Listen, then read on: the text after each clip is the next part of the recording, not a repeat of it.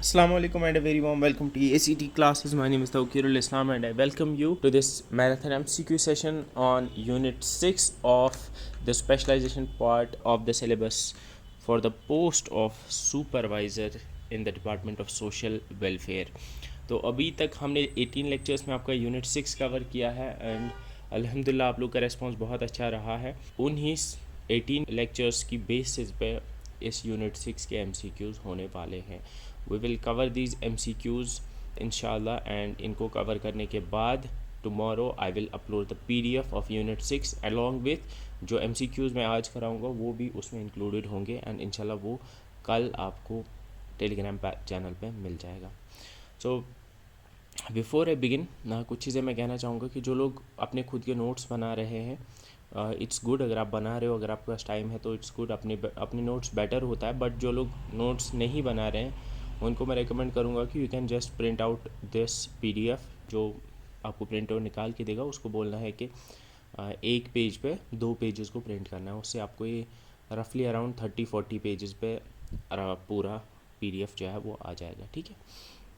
And इससे डरना नहीं है PDF से हो, अगर आप देखोगे इसमें 100 कुछ आपको पेजेस दिखेंगे बट ये स्लाइड्स हैं। इसके 3 पेजेस नॉर्मल पेज के 1 पेज के बराबर होते हैं, ठीक है। तो अगर यहाँ पे 100 पेजेस है तो आपको मानना है कि ये 30 पेजेस ही हैं। तो स्टार्ट करते हैं आज का MCQ सेशन। MCQs को करने का सही तरीका जो मैं आपको बोलना चाहूँगा कि जब आप इस वीडियो को देखोगे तो आपको क्या करना है कि जब मैं कोई MCQ आपके सामने लाऊंगा तो आपको क्या करना है कि जैसे यहाँ पे यू कैन सी कि आपके सामने ये MCQ आ गया। अब इसमें 4 ऑप्शंस है, आपको वीडियो को पॉज करना है और आपको खुद अटेम्प्ट करने की कोशिश करनी है। आप एक काम कर सकते हैं कि अगर आपने अच्छे से पहले वीडियोस को देखा है, उनको रिवाइज़ किया है, तभी जाके MCQs को करना है। तो आई वुड हाईली रिकमेंड कि इस वीडियो को देखने से पहले आप पहले रिवाइज़ करो अच्छे से और फिर क्या करो, साइड में आप 1 to 75 लिखो नंबर्स ऐसे पेज के ऊपर 1 2 3 4 5 6 और फिर क्या करो आप जब ये क्वेश्चन आपके सामने आ गया क्वेश्चन नंबर 1, आपको क्या करना है, आपको देखना है कि अच्छा इसका क्या आएगा सही आंसर। फिर जब मैं इसका आंसर बोलूँगा तो आपको देखना है कि क्या आपका आंसर सही है या नहीं, उस हिसाब से आपको पेज पर टिक मारना है। तो आपको देखना है कि आपको कितने मार्क्स, कितने क्वेश्चन आपको सही आए, कितने आपको गलत हुए, ठीक है। और जो आपको गलत हुआ उसको आपको लिख के रखना है कि ये वाला क्वेश्चन मुझे गलत हुआ, और फिर आपको देखना है कि क्यों गलत हुआ। क्या आपको याद नहीं थी वो चीज़, क्या आप भूल गए थे वो चीज़, आपने वो पढ़ी थी, या आपको इसलिए गलत हुआ क्योंकि वो आपने पढ़ी ही नहीं थी, या आपको इसलिए गलत हुई क्योंकि आप समझ ही नहीं पाए क्वेश्चन को अच्छे से। तो इस तरह से आपको बेटर तरीके से खुद को एनालाइज कर पाओगे कि आपको क्वेश्चन क्यों गलत हो रहा है। अगर आपको इस वजह से क्वेश्चन गलत हुआ कि आपको वो याद नहीं था, इसका मतलब है आपको रिवाइज़ करने की ज़रूरत है, आपको फिर से वो देखने की ज़रूरत है। अगर आपको इसलिए गलत हुआ क्योंकि क्वेश्चन आपने पढ़ा लेकिन शायद समझने में गलती हो गई, जैसे इस वाले क्वेश्चन में तो आप शायद समझ ही नहीं पाए किसी चीज़ को, या आप गलती से एक गलत ऑप्शन को आपने क्लिक कर दिया क्योंकि आप गलत समझ गए थे इस क्वेश्चन को, तो इसका मतलब है कि आपने अच्छे से इस चीज़ को नहीं समझा है, तो मे बी आपको फिर से पढ़ने की ज़रूरत है। तो एक चीज़ कर सकते हो अपने आप को इवैल्यूएट करने के लिए। तो स्टार्ट करते हैं क्वेश्चन नंबर 1 से। And the question number 1 is what is the main objective of NHM, that is national health mission. National health mission का मेन ऑब्जेक्टिव क्या है? Is it exclusive focus on eradication of communicable disease, achieving universal access to quality health care, affordable services to urban areas, prioritizing tertiary care over primary care। अब national health mission के बारे में मैंने आपको बोला कि इसको 2005 में NRHM लॉन्च किया गया था, that is national rural health mission. फिर 2013 में नेशनल अर्बन हेल्थ मिशन को लाया गया और फिर 2013 में ही इन दोनों को एक साथ नेशनल हेल्थ मिशन के अंडर लाया गया। नेशनल हेल्थ मिशन का अगर आपको याद होगा जो मेन मकसद है, क्या वो exclusive focus on eradication of communicable disease है। जो मेरा अप्रोच रहेगा क्वेश्चन को सॉल्व करने का, दैट वुड बी एलिमिनेशन। पहली बात तो यहाँ पे लिखा है एक्सक्लूसिव फोकस, इसका मतलब है कि होली एंड सोली जो नेशनल हेल्थ मिशन है, इसका सारा का सारा फोकस जो है वो कम्युनिकेबल डिजीज़ पे है। क्या ये सही है? नहीं, क्योंकि हमने देखा ना सिर्फ कम्युनिकेबल डिजीज़ बल्कि नॉन कम्युनिकेबल डिजीज़ पे भी इसका फोकस है, इसके अलावा भी बहुत सारी चीज़ों पे इसका फोकस है। तो ये वाला तो गलत हो गया। क्या इसका जो मेन मकसद है वो affordable service to urban areas है? ये भी गलत है, क्योंकि हमने देखा कि नेशनल हेल्थ मिशन के अंदर नेशनल रूरल हेल्थ मिशन भी आता है, और नेशनल रूरल हेल्थ मिशन जो है वो अफोर्डेबल सर्विसेज प्रोवाइड करेगा कहाँ पे? रूरल मिशन में। तो ये वाला तो गलत हो जाएगा। प्रायोरिटाइजिंग टेरिशरी केयर और प्राइमरी केयर, ये भी गलत है, क्योंकि टेरिशरी केयर जो है उसको प्रायोरिटाइज नहीं करता है और primary care national health mission, क्योंकि नेशनल हेल्थ मिशन जो है वो प्राइमरी हेल्थ केयर, सेकेंडरी और टेरिशरी दोनों हेल्थ केयर को प्रोवाइड करता है, ठीक है, और ये प्रायोरिटाइज नहीं करता है। तो अगर आप देखोगे option B that is achieving universal access to quality health care, ये करेक्ट ऑप्शन है, क्योंकि हमने पढ़ा था जो नेशनल हेल्थ मिशन है इसका मकसद है यूनिवर्सल एक्सेस, यानी सबको क्वालिटी हेल्थ केयर का एक्सेस मिल पाए, ठीक है, यूनिवर्सल यानी सबको क्वालिटी हेल्थ केयर का एक्सेस मिल पाए, चाहे वो रूरल एरिया में हो या अर्बन एरिया में हो, ठीक है, सिंपल सी बात है। तो आई होप ये क्वेश्चन आपको सही हो गया होगा। इसका करेक्ट आंसर है achieving universal access to quality health care. आसान सा क्वेश्चन था। Next question is what is the key focus of NHM's dial 102 service. Dial 102 service NHM की जो है, इसका जो फोकस है वो किस पे है। अगर आपको पता होगा, मैंने आपको पढ़ाया था नेशनल हेल्थ मिशन के अंडर, मैंने आपको नेशनल एम्बुलेंस सर्विस के बारे में पढ़ाया था। एंड नेशनल एम्बुलेंस सर्विस जो है, मैंने आपको बोला था नेशनल एम्बुलेंस सर्विस में आपके पास 2 नंबर्स होते हैं जिनको आप डायल कर सकते हो कुछ सर्विसेज मंगाने के लिए। और नेशनल एम्बुलेंस सर्विस जो है इसमें 2 नंबर्स होते हैं, एक होता है 108 और एक होता है 102। जो नेशनल एम्बुलेंस सर्विस है वो NHM के अंडर ही आता है। अब इसमें मैंने आपको बोला 2 नंबर्स होते हैं जिनको आप फ्री कॉल करके एम्बुलेंस सर्विसेज बुला सकते हो। अब 108 किसके लिए और 102 किसके लिए। अगर आपको याद होगा, मैंने आपको बोला जो 108 है ये प्रिडोमिनेंटली एमरजेंसी जब होती है कि लाइक क्रिटिकल केयर पेशेंट होगा या ट्रॉमा या एक्सीडेंट वगैरह के विक्टिम्स होंगे, उनके लिए आप इसको कॉल कर सकते हो। तो 108 है फॉर क्रिटिकल केयर, तो ये वाला तो पहला वाला नहीं आएगा, ठीक है, ठीक है। इसके बाद basic patient care specially for pregnant women and children, ये वाला सही है, क्योंकि मैंने आपको बोला जो 102 सर्विस है this is for specially for the pregnant women and children, ठीक है। पेशेंट ट्रांसपोर्ट अगर कराना होगा, अगर आपके पास कोई ऐसा पेशेंट होगा जो प्रेग्नेंट वुमेन या बच्चा होगा जिसको लाइक एम्बुलेंस की ज़रूरत होगी, तो यू कैन कॉल 102। तो इसका correct answer is option B, basic patient transport specially for pregnant and women and children. ये मैंने आपको बोला, फिर से मैं रिपीट करूँगा, जो नेशनल हेल्थ मिशन के अंडर नेशनल एम्बुलेंस सर्विस आती है उसमें 2 नंबर्स पे आप डायल कर सकते हो, 108 and 102। 108 is for critical care patients, accident हो गया या कोई और इमरजेंसी का इशू होगा, तो अगर आपको तब एम्बुलेंस चाहिए वैसे केस में तो यू कैन कॉल 108। और अगर आपको बेसिक ट्रांसपोर्ट चाहिए फॉर प्रेग्नेंट वुमेन या चिल्ड्रन के लिए अगर चाहिए तो उसके लिए आप 102 को कॉल कर सकते हो, ठीक है। The next question is national rural health mission was launched in 2001, 2003, 2005 और 2007। अगर आपको याद होगा, मैंने आपको बोला था कि नेशनल रूरल हेल्थ मिशन जो है उसको लॉन्च किया गया था 2005 में। अगर आपको पूरा याद होगा तो मैंने आपको बोला था कि 12 अप्रैल 2005 को national rural health mission launch किया गया और नेशनल अर्बन हेल्थ मिशन जो है उसको 1 मई 2013 को लॉन्च किया गया था। फिर से मैं बता रहा हूँ, नेशनल रूरल हेल्थ मिशन को 12 अप्रैल 2005 को लॉन्च किया गया था और नेशनल अर्बन हेल्थ मिशन को 1 मई 2013 को लॉन्च किया गया था। और 2013 में ही इन दोनों को मिला के नेशनल हेल्थ मिशन बनाया गया था, ठीक है। अब यहाँ पे मैं यू कैन सी, मैंने इस जो आपको PDF मिलेगी उसमें ये वाली एक स्लाइड मिलेगी आपको। यहाँ पे यू कैन सी मैंने इसको कहते हैं क्रोनोलॉजिकल ऑर्डर में मैंने इनको सॉर्ट किया है। यू कैन सी यहाँ पे आप अच्छे से देख पा रहे होंगे कि मैंने 1952 में जो national programme for family planning launch हुआ था उसके बाद से जो पालना स्कीम जो 14 अगस्त 2022 तक, इसमें जो मेजर स्कीम्स या प्रोग्राम्स गवर्नमेंट ने लॉन्च किए हैं उनको मैंने यहाँ पे रखा है। यहाँ पे आप देख सकते हो, हेयर यू कैन सी यहाँ पे आपका जननी सुरक्षा योजना है जो 12 अप्रैल 2005 को ही लॉन्च हुआ था, जिस दिन आपका national rural health mission launch हुआ था उसी दिन आपका national rural health mission launch हुआ था 12 अप्रैल 2005 को।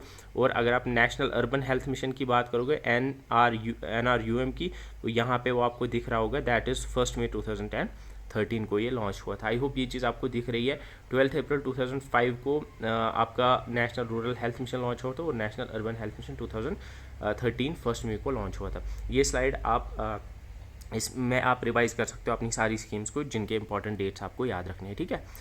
तो ये 3 क्वेश्चंस होंगे एंड आई होप आप साइड में नोट कर रहे हो कि आपको कौन सा गलत हो रहा है और कौन सा सही हो रहा है। तो यहाँ पे 2005 इज़ द करेक्ट आंसर, जैसा कि मैंने बोला 2005 में नेशनल रूरल हेल्थ मिशन को लॉन्च किया गया था।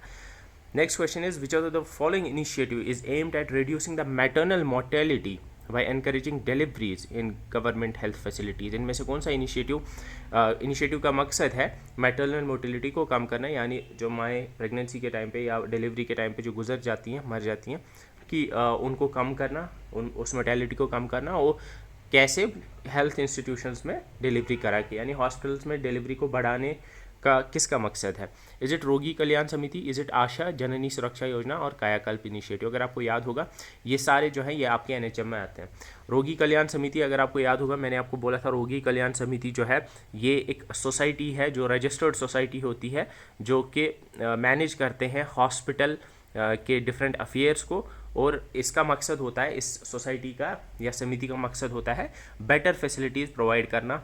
किन में? हॉस्पिटल्स में। तो ये तो नहीं है क्योंकि इसका मकसद मैटरनल मोर्टेलिटी को काम करना नहीं है by ensuring deliveries in government health institution. ASHA मैंने आपको बोला आशा की फुल फॉर्म होती है एक्रेडिटेड सोशल हेल्थ एक्टिविस्ट्स, और ये आशा जो है ये बेसिकली वर्कर्स होती हैं या ये आती हैं अंडर एनएचएम, और ये फैसिलिटेटर्स होती हैं जो डिफरेंट एवेन्यूज़ में काम करती है। तो ये वाला भी नहीं आएगा। इसके बाद Janani Suraksha Yojana, yes this is the correct one.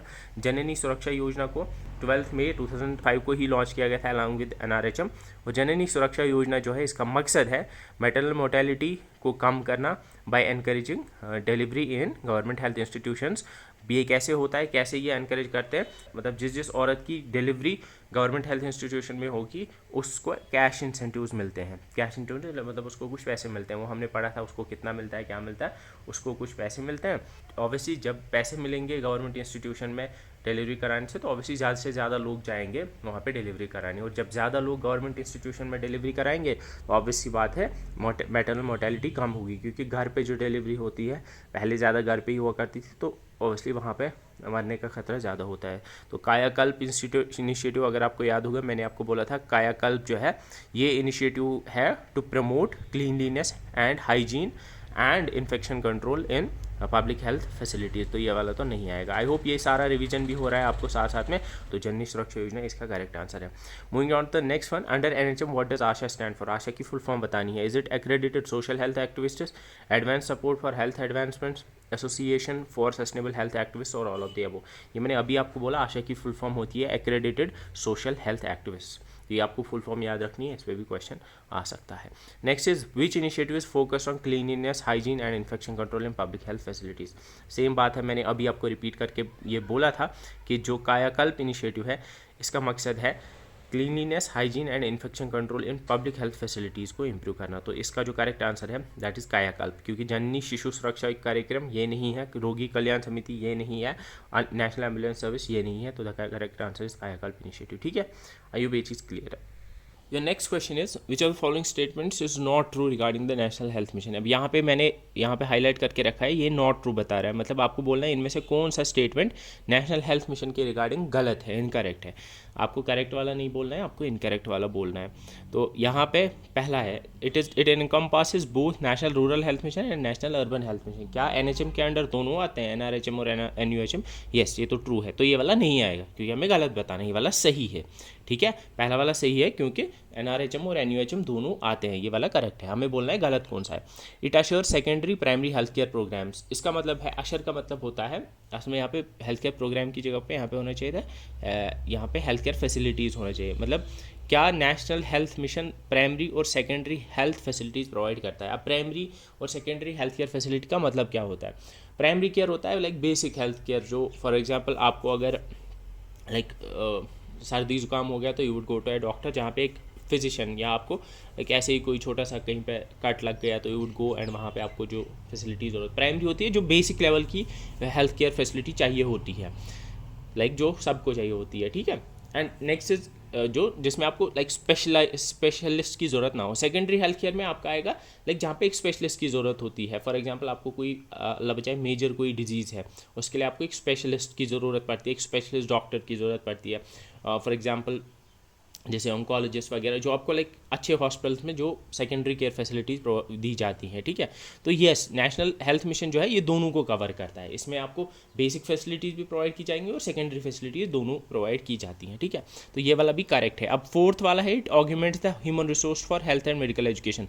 Augment का मतलब होता है ऐड करना। क्या ये ऐड करता है ह्यूमन रिसोर्स? क्या ये प्रोवाइड करता है हेल्थ और मेडिकल एजुकेशन डिपार्टमेंट को ह्यूमन रिसोर्स? यस, हमने देखा था कि आशा वर्कर्स या बहुत सारे जो है डॉक्टर्स वगैरह वो एनएचएम के थ्रू रिक्रूट होते हैं और बेसिकली NHM जो है वो ऐड करता है, नेशनल हेल्थ मिशन जो है वो health and medical education department में ऐड करता है ह्यूमन रिसोर्स, यानी वो प्रोवाइड करता है ह्यूमन रिसोर्स, ये भी करेक्ट है। अब थर्ड वाला जो है, it endeavours to reduce TFR total fertility rate to 1.1।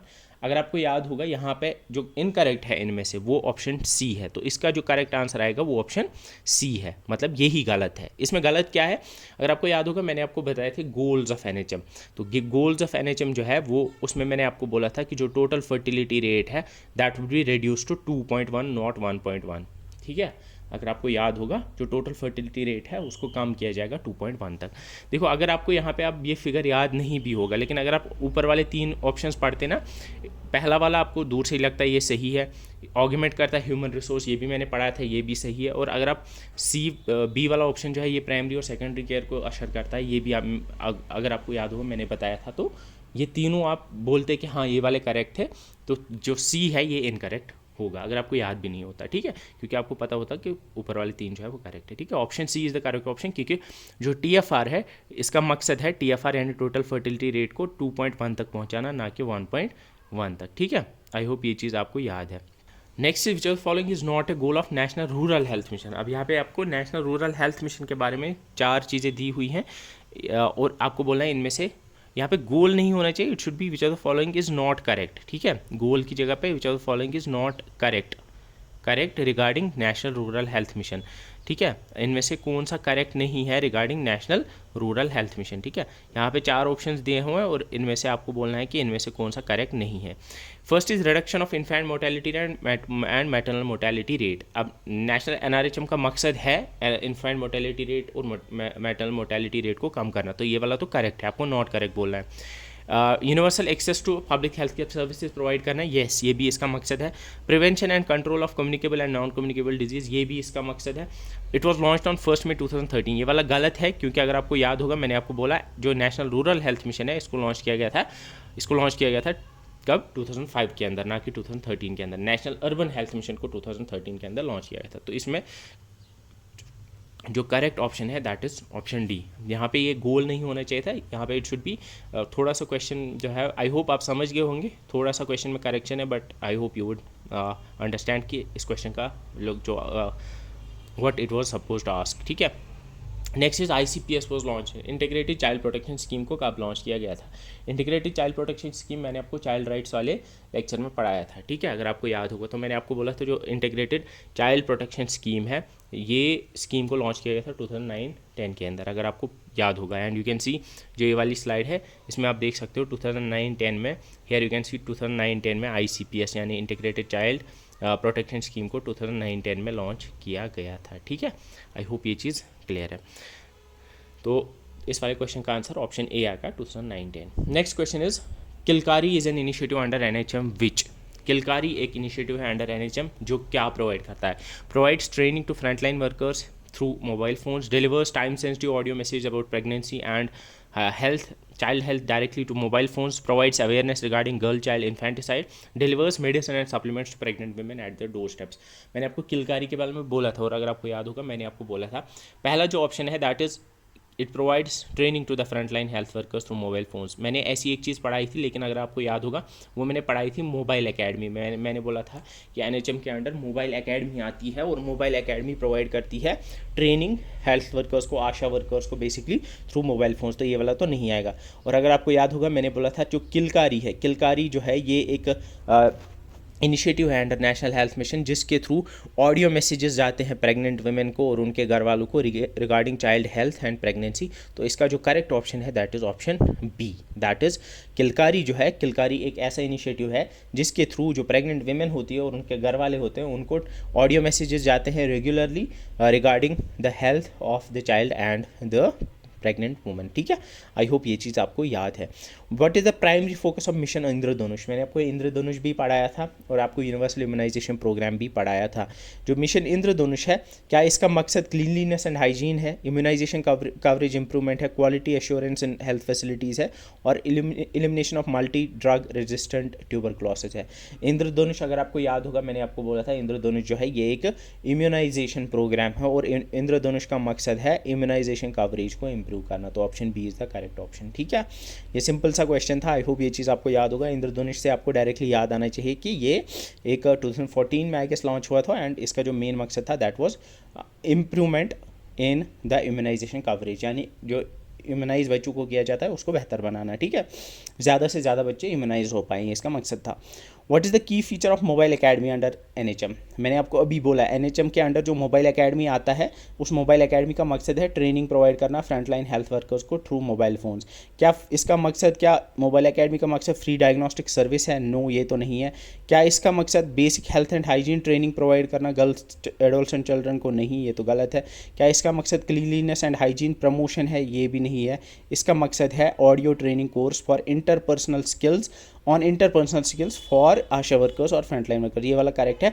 इसका जो मकसद है इस मोबाइल एकेडमी का, इसका मकसद है एक ऑडियो कोर्स प्रोवाइड करना इंटरपर्सनल स्किल्स पे, यानी जो आशा वर्कर्स है उनको इस चीज़ के बारे में ट्रेन किया जाता है वो किस तरह से बेहतर तरीके में या बेटर वे में जो प्रेग्नेंट वीमेन या एडल्ट्स एंड गर्ल्स या जो भी लाइक बेनिफिशरीज हैं जो NHM के अंडर आते हैं, उनके साथ वो कैसे बेहतर कम्युनिकेट कर पाए, अपनी बात उनके सामने रख पाए या उनको बेहतर एजुकेट कर पाए।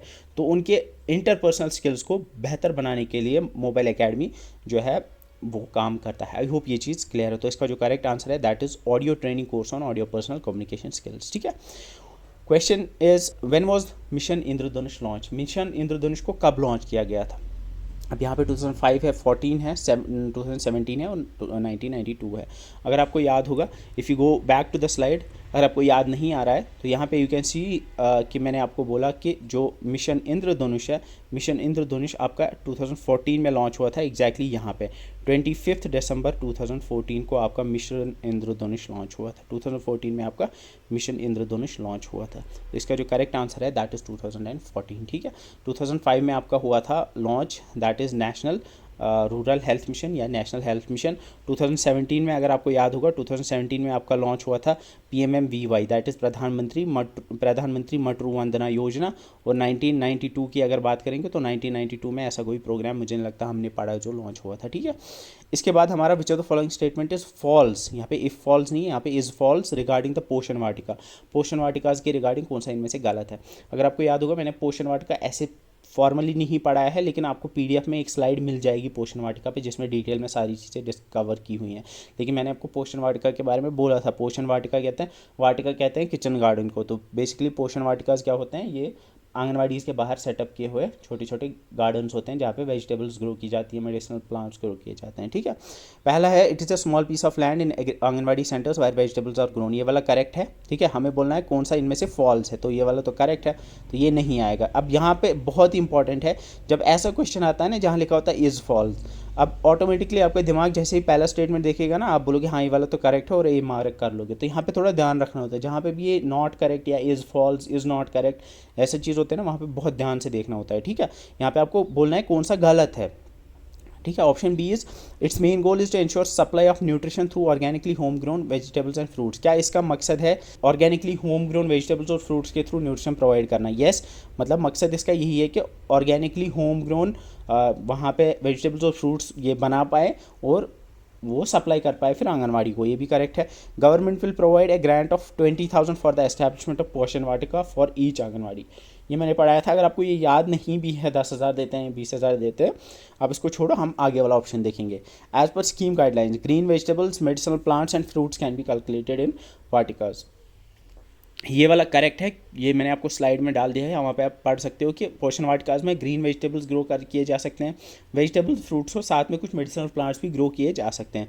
लेकिन जो ये वाला है ऑप्शन सी, ये आपका गलत है। अब ये गलत क्यों है? क्योंकि अगर आपको याद हो, मैंने आपको पोषण अभियान स्कीम जब मैंने पढ़ाई, वहाँ पे मैंने आपको बोला था कि हर आंगनवाड़ी सेंटर को अब 10,000 रुपये, नॉट 20,000 बल्कि 10,000 रुपीज़ दिए जाएंगे पोषण वाटिकाज को एस्टैब्लिश करने के लिए। तो यहाँ पे ये वाला गलत है। Option C would be the correct one, because यहाँ पे 20,000 नहीं बल्कि 10,000 रुपये ही दिए जाते हैं। ये आप याद रखना है, 10,000 रुपीज़ प्रोवाइड किए जाते हैं फॉर द एस्टैब्लिशमेंट ऑफ पोषण वाटिकाज। ठीक है, next is during which 5 year plan was ICDS launch. अगर आपको याद होगा, मैंने आपको ICDS के बारे में पढ़ाया डिटेल में, तो अगर आपको ये वाली चीज़ मैंने नहीं पढ़ाई, लेकिन मैंने एक चीज़ पढ़ाई थी कि ICDS जो है उसको लॉन्च किया था कब, 1975 के अंदर। अगर आप यहाँ जाओगे इस वाली स्लाइड में, यू कैन सी यहाँ पे जो ICDS है, that is integrated child development scheme नहीं है यहाँ पे, I am sorry about that, it's not scheme, it's services, ठीक है, ये याद रखना, इट्स नॉट स्कीम, इसका नाम सर्विसेज है, इंटीग्रेटेड चाइल्ड डेवलपमेंट सर्विसेज। इसको लॉन्च किया गया था 1975 के अंदर, जो आप यहाँ पे देख पा रहे होंगे, ठीक है, 1975 के अंदर। अब 1975 में कौन सा 5 ईयर प्लान चल रहा था उस टाइम पे? 5 ईयर प्लान जो चल रहा था that was 5th 5 year plan, तो ये याद रखना। ICDS जब लॉन्च किया गया था ये 5th 5 ईयर प्लान के अंडर लॉन्च किया गया था। बेसिकली गवर्नमेंट एक 5-5 साल बाद ना 5 ईयर प्लान लाया करती थी, एक 5 साल का प्लान लेके आती थी, तो उस टाइम पे वो 1974 से 78 तक वो वाला जो 5th 5 ईयर प्लान था, आई गेस मेरे हिसाब से, उसी में ये 1975 में लॉन्च किया गया था, ठीक है, ये आप याद रख सकते हो। ICDS की फुल फॉर्म होती है इंटीग्रेटेड चाइल्ड डेवलपमेंट सर्विसेज, ना कि स्कीम, ये आप याद रखना। Moving on the next one, how many disease are immunized against nationally under, यहाँ पे नेशनली अगेंस्ट UIP। अब नेशनली कितनी डिजीज़ के अगेंस्ट इम्यूनाइजेशन की जाती है UIP यानी यूनिवर्सल इम्यूनाइजेशन प्रोग्राम के अंडर? अगर आपको याद होगा मैंने आपको बोला था टोटल 12 डिजीज़ के अगेंस्ट इम्यूनाइजेशन प्रोवाइड की जाती है अंडर यूनिवर्सल इम्यूनाइजेशन प्रोग्राम, और उन 12 में से 3 ऐसी है जो कि स्पेसिफिकली किसी स्टेट के लिए है, और लेकिन 9 ऐसी है जो पूरे नेशन में, पूरी कंट्री में प्रोवाइड किए जाते हैं। और द करेक्ट आंसर इज 9, क्योंकि मैंने आपको बोला था टोटल 12, अगर यहाँ पे लिखा होता how many diseases are immunized under UIP, कितने डिजीज़ के अगेंस्ट इम्यूनाइजेशन प्रोवाइड की जाती है अंडर UIP, तो वो टोटल 12 है। उनमें से 9 डिजीज़ ऐसी हैं जो कि पूरे इंडिया में जिनके अगेंस्ट प्रोवाइड किया जाता है वैक्सीन, लेकिन 3 उनमें से ऐसी हैं जो कुछ कुछ स्टेट्स में हैं जहाँ पे वो ज़्यादा हैं, ठीक है। तो यहाँ पे नेशनली पूछा था, तो नेशनली 9 डिजीज़ के अगेंस्ट, यहाँ पे 12 करेक्ट आंसर नहीं है बल्कि 9 है। आई होप ये चीज़ आपको समझ आ रही है, यहाँ पे जो कीवर्ड है वो नेशनली है, ठीक है। अब next question is which are the following, match the following programmes with their objectives. हमें हर प्रोग्राम को उसके ऑब्जेक्टिव के साथ मिलाना है। अब यहाँ पे दिए हुए हैं, like we have ICDS, ARSH, UIP and JSY। ICDS is integrated child development services, ICDS is adolescent reproductive and sexual health programme, UIP is universal immunization programme, और JSY is Janani Suraksha Yojana programme. अब खुद ही देखो आप, ICDS, अब यहाँ पे ICDS जो है it is integrated child development services. अब प्रमोशन ऑफ इंस्टीट्यूशनल डिलीवरी, अगर आपको याद आया होगा ये किसका मकसद है, ये जननी सुरक्षा योजना का मकसद है इंस्टीट्यूशनल डिलीवरीज को प्रमोट करना, ठीक है। नेक्स्ट इज यहाँ पे इम्यूनाइजेशन, यूनिवर्सल इम्यूनाइजेशन प्रोग्राम का मकसद है इम्यूनाइजेशन, सिंपल सी बात है। ICDS का अगर आपको याद होगा, ICDS का जो मेन मकसद है वो है क्या, न्यूट्रिशन प्रोवाइड करना, और ARSH that is adolescent reproductive and sexual health, इसका मकसद है sexual and reproductive health of adolescents को बेहतर बनाना। तो यू कैन सी ए जाएगा 4 के साथ, इनमें से ए जाएगा 4 के साथ, वो सिर्फ एक में है, तो option A is the correct answer, ठीक है। अब यहाँ पे आप देख पा रहे होंगे कि अगर आपको सिर्फ ICDS का पता होता कि ये न्यूट्रिशन के साथ है, you would have been correctly able to figure out कि इसका क्या आंसर आएगा, ठीक है। आई होप ये चीज़ क्लियर है। ऐसे ही बी जो है दैट इज़ ARSH, वो आएगा 2 के साथ, सी जो है वो आएगा 3 के साथ, एंड जननी सुरक्षा योजना ए के साथ आएगा, यानी 1 के साथ आएगा, that's promotion of institutional delivery. I hope ये चीज़ आप समझ पा रहे हो। अगर आपको ये क्वेश्चन ईजी लग रहे हैं तो लेट मी टेल यू, इससे भी ईजी क्वेश्चन आपको एग्जाम में आएंगे, ठीक है। ये आप दिमाग में रखना कि इस लेवल के क्वेश्चंस ही होंगे, बट इससे इजी क्वेश्चंस भी आपको दिखने को मिलेंगे वहाँ पे, ठीक है। क्योंकि आप एक चीज़ दिमाग में रखो कि आपको जो चीज़ मैंने पढ़ाई है पिछले 18 लेक्चर्स में, वो बहुत ही ज़्यादा डेप्थ में है, ये आपको बहुत ही अच्छी लेवल पे प्रिपेयर इंशाल्लाह आप हो गए हो, एंड आप कितना भी टफ क्वेश्चन आएगा आप इंशाल्लाह वो कर ही लोगे, ठीक है। लेकिन वहाँ जो क्वेश्चंस आएंगे वो कंपैरेटिवली ईजी होंगे, मैं आपको थोड़ा हायर लेवल के लिए प्रिपेयर कर रहा हूँ। अब यहाँ पे मैंने जननी सुरक्षा योजना लॉन्च, जननी सुरक्षा योजना को कब लॉन्च किया गया था? अगर आपको याद होगा मैंने बोला था जननी सुरक्षा योजना को लॉन्च किया गया था 2005 के अंदर, जब 12 अप्रैल 2005 के जब नेशनल रूरल हेल्थ मिशन को लॉन्च किया गया था। अगर आप यहाँ पे देख पा रहे होंगे तो यू कैन सी, जो यहाँ आप देख पा रहे होंगे जननी सुरक्षा योजना को 2005 12 अप्रैल 2005 को लॉन्च किया गया था। Next question is why was Janani Suraksha Yojana launch? जननी सुरक्षा योजना को 2005 में लॉन्च किया गया था, तो क्यों किया गया था? To reduce maternal mortality, to improve child nutrition, to address communicable disease, to enhance health care infrastructure. आसान सा क्वेश्चन है, बार बार मैंने बोला जननी सुरक्षा योजना का मकसद है इन मैटरनल और इन्फेंट मोर्टेलिटी को कम करना, ठीक है। तो option A is the correct one, आसान सा क्वेश्चन था। Next is how much financial assistance was provided under NMBS which was later modified into Janani Suraksha Yojana. अगर आपको याद होगा, मैंने आपको बोला था कि जननी सुरक्षा योजना जो है, इसको जब लॉन्च किया गया था तो पहले जननी सुरक्षा योजना से पहले हुआ करता था national maternity benefit scheme, NMBS, जिसको 1995 में लॉन्च किया गया था। ठीक है, NMBS national maternity benefit scheme, जिसको 1995 में लॉन्च किया गया था। उसके अंडर कितना असिस्टेंस प्रोवाइड किया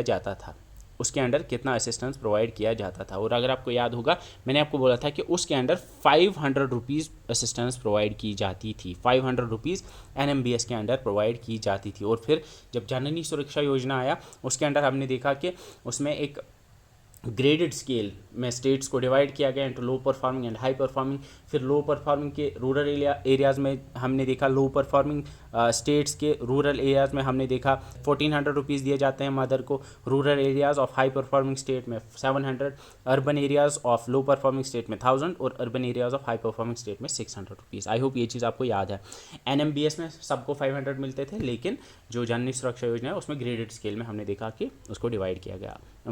आई होप मैं ये बोलने का जो मेरा मकसद है वो आपको साथ साथ में एक तरह का रिवीजन भी होता है। इस रिवीजन को हम एक्टिव रिवीजन कहते हैं, क्योंकि जब आप क्वेश्चन देखोगे ना और क्वेश्चन को सॉल्व करने के लिए जब आप दिमाग में थोड़ा रिवाइज करोगे, हाँ वहाँ पे ये था, वहाँ पे ये था, उसको एक्टिव रिवीजन कहते हैं। और वो बेहतर होता है अगर आप ऐसे पेजेस पलटते हो ना और ये देखते हो, अच्छा ये भी पढ़ा था, वो उस रिवीजन से बेहतर ये वाला रिवीजन होता है और बहुत ज़्यादा इफेक्टिव होता है in comparison to that passive revision. What is the financial assistance and structure under Janani Suraksha Yojana? Janani Suraksha योजना के अंडर जो फाइनेंशियल असिस्टेंस प्रोवाइड की जाती है उसका स्ट्रक्चर क्या है, वो कैसे दी जाती है?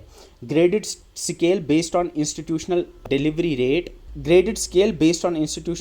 Rate, fixed amount all states and categories. ये वाला गलत है, क्योंकि मैंने आपको बोला कि सबको नहीं मिलता है, वो NMBS के अंडर मिलता था, इसमें सबको फिक्स्ड नहीं मिलता है। नो फाइनेंशियल असिस्टेंस प्रोवाइड, ये भी तो गलत है, क्योंकि फाइनेंशियल असिस्टेंस प्रोवाइड की जाती है। Monthly stipend instead of one time payment, क्या उनको हर मंथ बाद कुछ स्टाइपेंड मिलता है या एक साथ मिलता है? तो ये वाला भी गलत है, क्योंकि वन टाइम वहाँ पे पेमेंट हमने देखा कि दी जाती है। तो इसका जो करेक्ट आंसर है दैट इज़ ग्रेडेड स्केल। अगर आपको याद होगा, मैंने ग्रेडेड स्केल के बारे में आपको अच्छे से पढ़ाया था कि किस तरह से अलग अलग स्टेट्स को दो कैटेगरीज में डिवाइड किया गया है, that is low performing state and high performing states. और लो परफॉर्मिंग स्टेट्स के रूरल एरियाज़ को अलग मिलता है, अर्बन एरियाज़ को अलग मिलता है। वैसे ही हाई परफॉर्मिंग स्टेट के रूरल एरियाज़ की डिलीवरीज और हाई एरियाज़ जो अर्बन एरियाज़ है उनको अलग मिलता है। तो एक ग्रेडेड स्केल है, अलग अलग ग्रेड्स में डिवाइड जैसे किया हुआ है, फिर उनको मिलता है। ठीक है, next is what is the quantum of assistance provide under PMMVY, that is प्रधानमंत्री मटरू वंदना योजना। प्रधानमंत्री मटरू वंदना योजना के अंडर कितना पैसा मिलता है फॉर द फर्स्ट चाइल्ड? यहाँ पे लिखा हुआ है फॉर द फर्स्ट चाइल्ड। अगर आपको याद होगा, PMMVY 2.0 में फर्स्ट चाइल्ड के लिए कुछ पैसा मिलता है, और सेकंड चाइल्ड अगर गर्ल चाइल्ड होता है तो उसके लिए 6000 मिलते हैं। अगर आपको याद होगा, मैंने बोला था कि पहला चाइल्ड जो होता है उसके लिए 5000 रुपये दिए जाते हैं। ये 2.0 की मैं बात कर रहा हूँ। टोटल दो इंस्टॉलमेंट्स में दिए जाते हैं 5000, पहले 3000 दिए जाते हैं, और ये दिए जाते हैं जब आप रजिस्ट्रेशन करते हो प्रेगनेंसी की, एंड जब आप पहला एंटीनेटल चेकअप कराते हो उस टाइम पे ये आपको मिलता है। और सेकंड जो इंस्टॉलमेंट जो है ये तब मिलती है जब बच्चा पैदा होता है, वो 2000 रुपये की होती है। और जब आपने सारे टीके लगवाए होते हैं, वैक्सीन लगवाए होते हैं अपने बच्चे के, तब आपको 6000 रुपये मिलते हैं, लेकिन वो 2000 रुपीज़ मिलते हैं। और अगर दूसरा चाइल्ड, ये तो फर्स्ट चाइल्ड के लिए था कि फर्स्ट चाइल्ड को टोटल 5000 रुपीज़ मिलते हैं, पहले इंस्टॉलमेंट में 3000, दूसरे इंस्टॉलमेंट में 2000, और सेकंड चाइल्ड अगर गर्ल चाइल्ड हुआ तो उसको वन टाइम 6000 रुपये दिए जाते हैं। ठीक है, याद रखना, PMMVY 2.0 के अंडर फर्स्ट चाइल्ड पे 5000, सेकंड चाइल्ड पे 6000। 5000 मिलते हैं दो इंस्टॉलमेंट्स में और 6000 मिलते हैं एक ही इंस्टॉलमेंट में। बस सेकंड चाइल्ड गर्ल चाइल्ड होना चाहिए, तभी जाके ये मिलता है। ठीक है, आई होप ये चीज़ क्लियर है। Who is eligible for JSY benefits in high performing state? अब ये बहुत ही मेरे हिसाब से टफ क्वेश्चन है, क्योंकि यहाँ पे मुझे लगता है आपको कन्फ्यूजन हो जाएगी। अगर आपको याद होगा, मैंने जब जननी सुरक्षा योजना आपको पढ़ाया था तो मैंने आपको बोला था कि, मैं फिर से बोल रहा हूँ वो, कि एलिजिबिलिटी मैंने आपको बोली थी। मैंने आपको बोला था पहला कि in low performing states all pregnant women delivering in government hospitals या गवर्नमेंट हेल्थ सेंटर्स, यानी जो लो परफॉर्मिंग स्टेट्स है उसमें जो भी औरत, चाहे वो जिस भी कैटेगरी से बिलोंग करती हो, अगर वो गवर्नमेंट हेल्थ सेंटर में डिलीवर करेगी उसको असिस्टेंस मिलेगी। लेकिन यहाँ पे पूछा गया है हाई परफॉर्मिंग स्टेट का। मैंने आपको बोला था इन high performing state all BPL SC ST women delivering in government hospitals उनको मिलेगी। ठीक है, और साथ में मैंने और एक चीज़ भी बोली थी कि in both low performing and high performing state all BPL SC ST women accredited private institutions में जो डिलीवरी देंगी उनको मिलेगा, ठीक है, इंपॉर्टेंट है। तो इसका मतलब है जो BPL SC और ST विमेन है इनको चाहे वो गवर्नमेंट में कराएं या प्राइवेट में कराएं उनको वहाँ पे मिलेगा, ठीक है। तो सिंपल टर्म्स में अगर आप यहाँ देखोगे, क्या सारी वीमेन जो डिलीवर करेंगी गवर्नमेंट हॉस्पिटल में? नहीं, क्योंकि यहाँ पे इन्होंने हाई परफॉर्मिंग स्टेट्स का पूछा है। All women delivering in government hospital, ये कहाँ पे आपको देखने को मिलता है? ये लो परफॉर्मिंग स्टेट्स में मिलता है। लो परफॉर्मिंग स्टेट्स में सारी वीमेन को मिलता है जो भी गवर्नमेंट हॉस्पिटल में डिलीवर करती हैं। Only women delivering urban areas, ऐसा तो कोई प्रोविजन हमने देखा नहीं। Pregnant women from socio economic background, ऐसा तो लाइक ये थोड़ा सा ये भी मैच नहीं होता है। Option B is the correct one, क्योंकि हमने देखा था कि pregnant women from SC ST and BPL households जो कि गवर्नमेंट हॉस्पिटल में या फिर प्राइवेट हॉस्पिटल्स में जो डिलीवर करती हैं उनको हाई परफॉर्मिंग स्टेट्स में मिलता है बेनिफिट। आई होप ये चीज़ क्लियर है एंड आई होप आपको समझ आए मेरे बोलने का मकसद क्या था। ये जननी सुरक्षा योजना वाली स्लाइड में मैंने आपको पढ़ाया था, ठीक है। Moving on to the next one, that is how much financial assistance is provided to mothers in rural areas of low performing states under JSY। अब ये वाली स्लाइड जो है ये थोड़ी सी मेरे हिसाब से इन डेप्थ है, मुझे नहीं लगता इतना इन डेप्थ वो पूछेंगे, लेकिन अगर आपको ये चीज़ें याद हैं तो ये बहुत अच्छी चीज़ है, ठीक है। मैंने अब यहाँ पे लो परफॉर्मिंग स्टेट के रूरल एरियाज़ के बारे में पूछा गया है। तो रूरल एरियाज़ में मैंने आपको बोला था, रूरल एरियाज़ ऑफ LPS 1400 रुपये, रूरल एरियाज़ ऑफ HPS यानी हाई परफॉर्मिंग स्टेट वहाँ पे 700 रुपये मिलते हैं। तो यहाँ पे रूरल एरियाज़ ऑफ LPS पूछा है तो 1400 इज़ द करेक्ट आंसर, ठीक है। Next is high performing state के रूरल एरियाज़ में, तो रूरल एरियाज ऑफ LPS में 1400, रूरल एरियाज ऑफ HPS यानी हाई परफॉर्मिंग स्टेट में 700 रुपये दिए जाते हैं। तो option C is the correct option, that is 700, ठीक है। याद रखना, rural areas of LPS 1400, rural areas of HPS 700। ऐसे ही अगर आपको याद होगा, अब पूछा गया है यहाँ पे urban areas of LPS, urban areas of LPS। अब अर्बन एरियाज ऑफ LPS के बारे में मैंने आपको बोला था 1000, अगर आपको याद होगा, और अर्बन एरियाज ऑफ HPS अगर आपको याद होगा वो 600 रुपीज़ था। तो यहाँ पे रूरल एरियाज़ ऑफ LPS में आपको मिलता है 1400, 1400 रुपये मिलते हैं। Rural areas of high performing state है वहाँ पे मिलते हैं 700 रुपये। अर्बन एरियाज़ ऑफ LPS वहाँ पे मिलते हैं 1000 रुपीज़। और अगर आपसे मैं पूछूँ urban areas of high performing states तो वहाँ पे मिलते हैं टोटल 600 रुपये। तो यहाँ पे असिस्टेंस 1400, 700, 1000 और 600 होती है, ठीक है। 1400 और 700 ये होती है रूरल एरियाज़ के लिए, और 1000 और 600 ये होती है किन के लिए?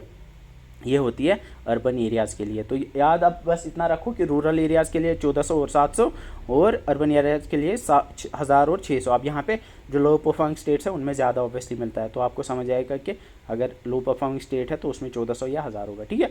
आई होप ये चीज़ क्लियर है। यहाँ पे आपको जननी सुरक्षा को जो फाइनेंशियल असिस्टेंस वो सारा क्लियर हो गया होगा। 1400, 700, 1000 और 600, यही इसी को हम ग्रेडेड स्केल कहते हैं। इसी में हमने अलग अलग लाइक स्केल्स में डिवाइड किया हुआ है, ठीक है। आई होप ये चीज़ क्लियर है, मुझे नहीं लगता इसमें अब कन्फ्यूजन होगी। Moving on to the next question, when was Pradhan Mantri Matru Vandana योजना लॉन्च? PMMVY को कब लॉन्च किया गया था? अगर आपको याद होगा मैंने आपको बोला था PMMVY। If you go back to this slide, यहाँ पे यू विल सी PMMVY, यहाँ नीचे है PMMVY जो है, इसको लॉन्च किया गया था 1 जनवरी 2017 को। तो 1 जनवरी 2017 को आपका PMMVY लॉन्च किया गया था। इसकी फुल फॉर्म आप याद रखना, इट्स प्रधानमंत्री Matru Vandana Yojana. Next is what was PMMVY formerly known as before it was renamed in 2017? इससे पहले इसको क्या कहा जाता था? वाज इट इंदिरा गांधी मातृत्व सहयोग योजना, Janani Suraksha Yojana, Rajiv Gandhi scheme for empowerment of adolescent girls, और मिशन पोषण 2.0?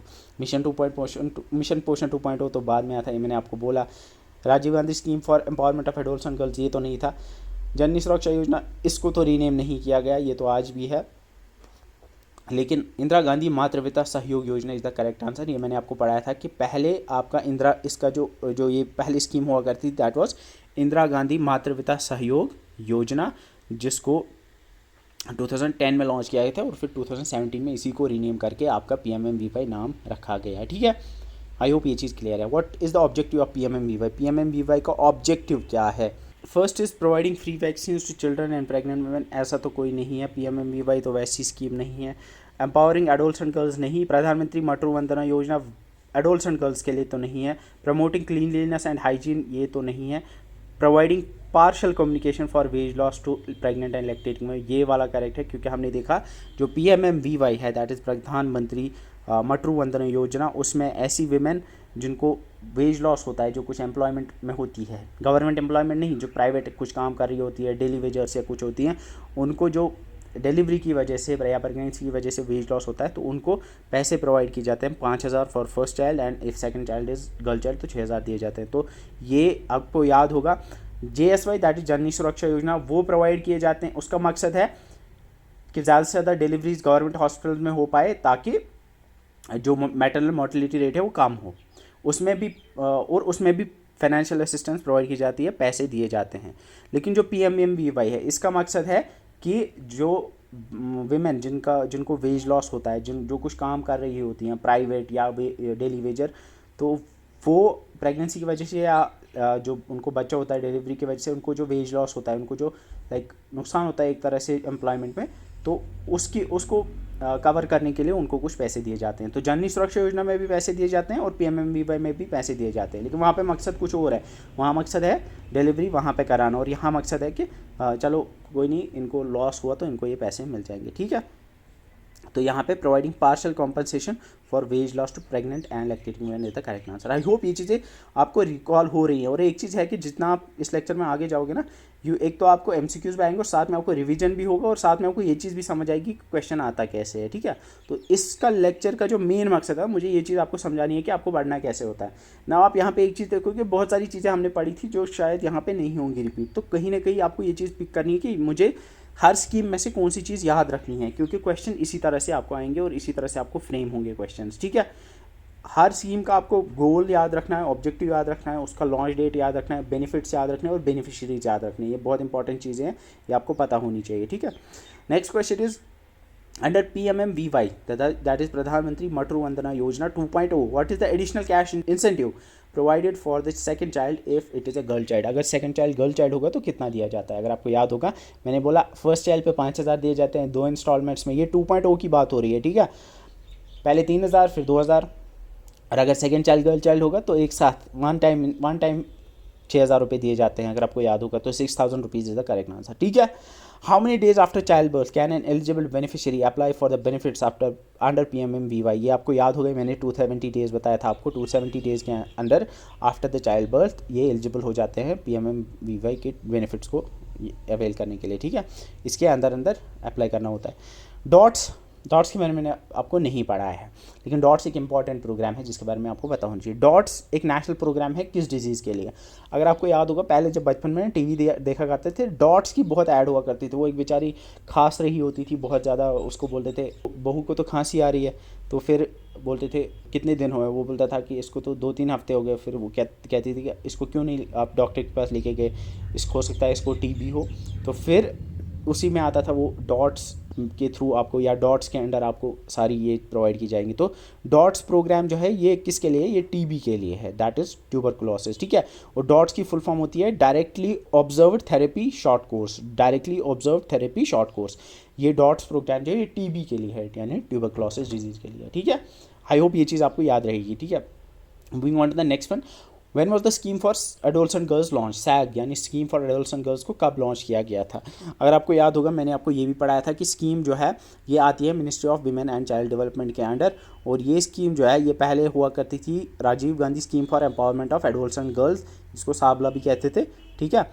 एंड इसमें मैंने आपको बोला था कि ये 2011 में इसको लॉन्च किया था। अब यहाँ पे एक चीज़ है, अगर आपको याद होगा, मैंने वहाँ पे 2010 लिखा था शायद। यहाँ पे इस स्कीम के बारे में एक चीज़ आपको याद रखनी है कि गवर्नमेंट ने 2010 के अंदर इसको इंट्रोड्यूस किया था। यानी गवर्नमेंट ने 2010 में बोला था कि वो will launch a scheme like this, और फिर इसको इम्प्लीमेंट 2011 में किया गया। तो अगर आपको कल को क्वेश्चन पूछा जाएगा कि when was this scheme launched, तो यू शुड रिमेंबर कि ये 2011 में इसको लॉन्च किया गया था, ठीक है, ठीक है।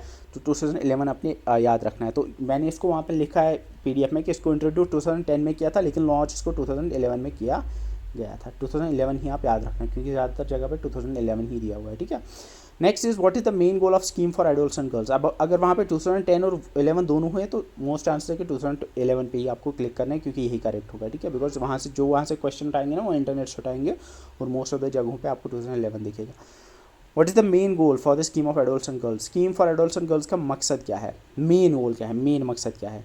क्या फ्री वैक्सीन प्रोवाइड करना, क्या ये मेन गोल है एडोलसेंट गर्ल्स को प्रोवाइड करना फ्री वैक्सीन? नहीं। Awareness of health nutrition and hygiene among adolescents. अब यहाँ पे मकसद है adolescent scheme for adolescent girls का हेल्थ, न्यूट्रिशन और हाइजीन के रिगार्डिंग अवेयरनेस प्रमोट करना, लेकिन यहाँ पे आप देख पा रहे होंगे यहाँ पे लिखा हुआ है एडोलसेंट्स, यहाँ पे इन्होंने गर्ल एडोलसेंट्स या एडोलसेंट गर्ल्स नहीं लिखा हुआ, तो एडोलसेंट्स में दोनों बॉयज़ एंड गर्ल्स आएंगे, इस वजह से ये मैं यहाँ पे इसको इनकरेक्ट मान रहा हूँ, ठीक है।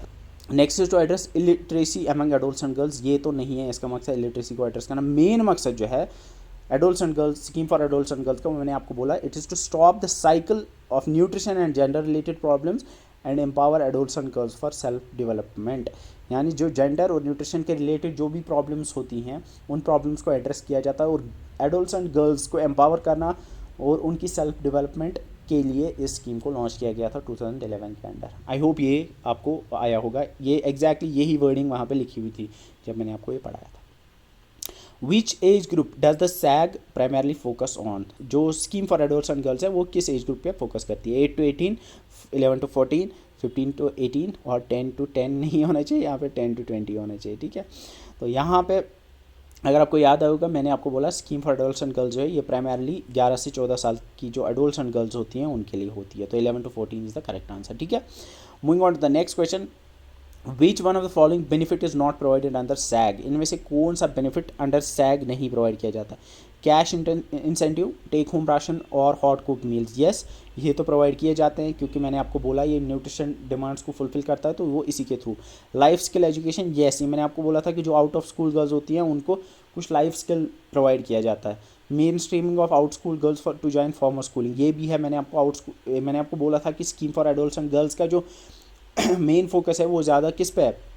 आउट ऑफ स्कूल जो गर्ल्स हैं ना, जो स्कूल नहीं जाती हैं, स्कूल जिनका छूटा है, उन पे इसका मेन फोकस है और उनको वापस फॉर्मल स्कूलिंग ज्वाइन करने के लिए फिर से स्कूल ज्वाइन करवाना, ये इसका मकसद है। ये भी बेनिफिट इसके अंडर प्रोवाइड किया जाता है, लेकिन कैश इंसेंटिव्स ये इनकरेक्ट है क्योंकि सैग के अंडर कैश इंसेंटिव्स नहीं प्रोवाइड किए जाते, ठीक है। Cash incentives is the incorrect option. Next is what is Kishori health card used for under the sag. Kishori health card के बारे में मैंने आपको बोला था कि क्या ये रिकॉर्ड करता है एडोलसेंट गर्ल्स के मेंस्ट्रुअल साइकिल पैटर्न को, क्या ये रिकॉर्ड करता है एडोलसेंट गर्ल्स के हाइट, वेट और बीएमआई को, क्या ये रिकॉर्ड करता है academic achievement of adolescent girls को रिकॉर्ड, क्या ये रिकॉर्ड करता है अचीवमेंट ऑफ प्रेग्नेंट वुमेन। पहली प्रेग्नेंट वुमेन तो गलत है, एकेडमिक रिकॉर्ड को ये भी गलत है, मेंस्ट्रुअल साइकिल पैटर्न को ये भी गलत है। अगर करेक्ट आंसर है दैट इज़ ऑप्शन बी, क्योंकि मैंने आपको बोला था कि जो Kishori health card scheme for adolescent girls के अंडर दिया जाता है या मेंटेन किया जाता है उसमें एडोलसेंट गर्ल्स की हाइट, वेट, बीएमआई और बाकी हेल्थ रिलेटेड पैरामीटर्स को रिकॉर्ड किया जाता है, ठीक है। ये चीज़ मैंने आपको पढ़ाई थी।